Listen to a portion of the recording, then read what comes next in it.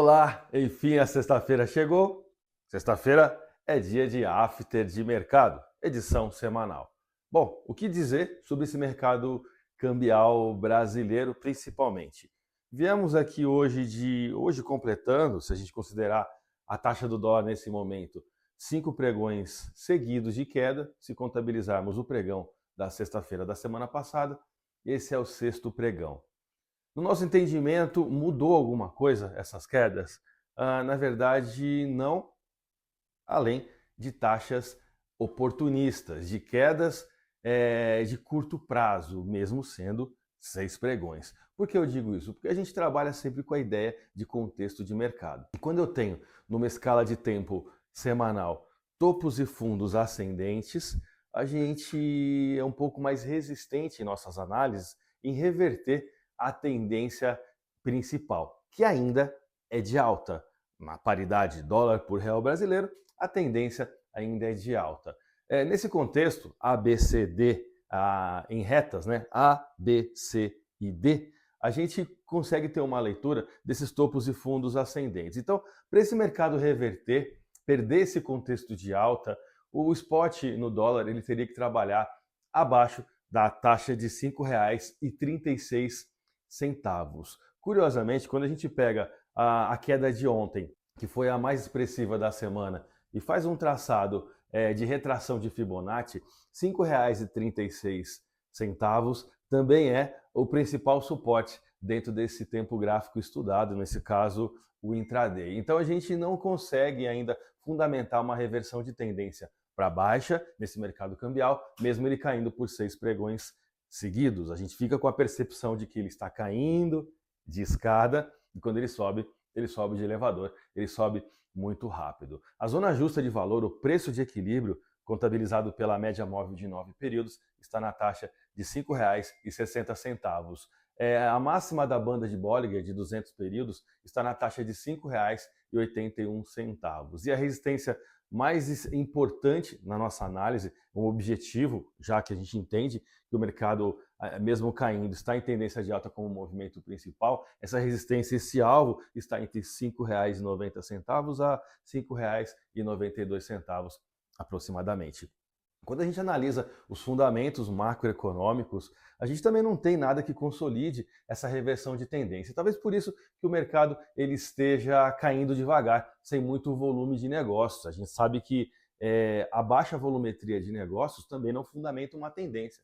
Então essa queda ela não nos anima muito. Nossos clientes, importadores principalmente, detentores de operações de saída, de pagamentos do Brasil para o exterior, eles ficam sempre com aquele espírito torcedor, achando que vai cair mais e mais e mais. A gente não tem ainda essa consolidação de movimento, ok? Então fica aqui a nossa recomendação. Falando de fundamentos, tivemos hoje a divulgação do IPCA, o Índice de Preço ao Consumidor Amplo, que fundamenta também a elevação da inflação puxada pelo preço dos combustíveis, a gasolina e passagens aéreas. Esse entendimento de crescimento inflacionário fundamenta ainda mais a possibilidade do Comitê de Política Monetária Brasileiro, o nosso Copom, elevar a taxa de juros. Ele disse que vai estar atento à inflação e a continuidade desse crescimento pode consolidar esse entendimento do nosso comitê no Banco Central.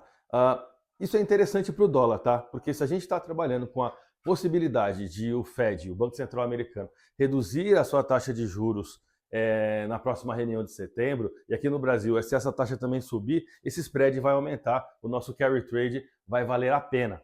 Então a gente tem que ficar atento a essa possibilidade, talvez seja por isso que o mercado esteja até propenso a essas quedas, ainda que de curto prazo. Quando a gente olha para o cenário internacional, o contexto é um pouco diferente. Por quê? Porque nós não estamos convencidos que esses desmontes de operações alavancadas no carry trade do iene, da moeda iene pelo dólar, estão de fato todas já feitas, consolidadas.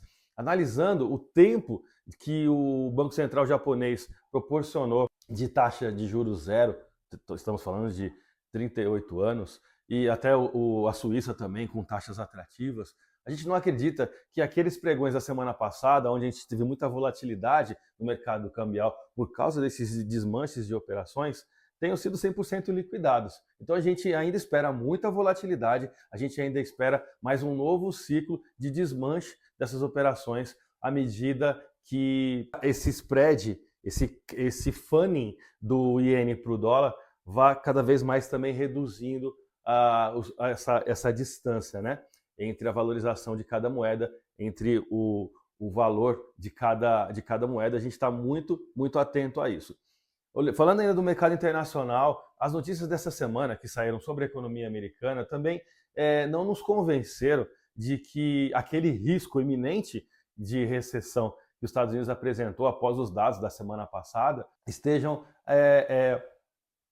afastados, não existam mais. Pelo contrário, a gente entende que talvez os dados dessa semana afastaram um pouco a economia americana desse abismo, mas o risco ainda existe. Então, quando a gente pega essa esteira lá de fora, do cenário internacional, e entende que o carry trade ainda pode ter novos ciclos de desmonte de operações alavancadas, e que a economia americana ainda precisa apresentar mais dados econômicos que afastem desse risco de recessão, a gente entende que pode vir ainda muita aversão a risco do mercado internacional. Então, essa semana como um todo, esses últimos 6 pregões, sendo mais precisos, foram semanas de muitas oportunidades para os importadores, que tiveram aí praticamente 6 pregões seguidos de quedas, não com muito volume, mas com taxas interessantes, né? Você pode hoje estar operando aqui na faixa mais ou menos de R$ 5,51, 52 centavos no spot. É uma bela de uma taxa se a gente considerar que na semana passada o mercado chegou a fazer uma máxima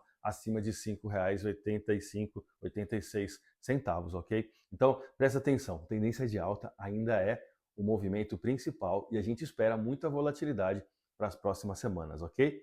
Eu desejo a todos um excelente final de semana e Deus abençoe e vamos em frente.